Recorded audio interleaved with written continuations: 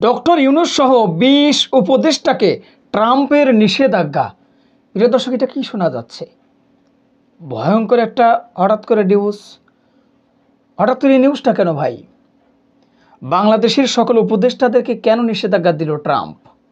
তাহলে কি Donald Trump Sheikh হাসিনাকে বরণ করে নিতে যাচ্ছে, নাকি শেখ হাসিনা ভুলিয়ে ভালিয়ে বাংলাদেশের উপদেষ্টাদের বিরুদ্ধে লাগিয়েছে ডোনাল্ড ট্রাম্পকে?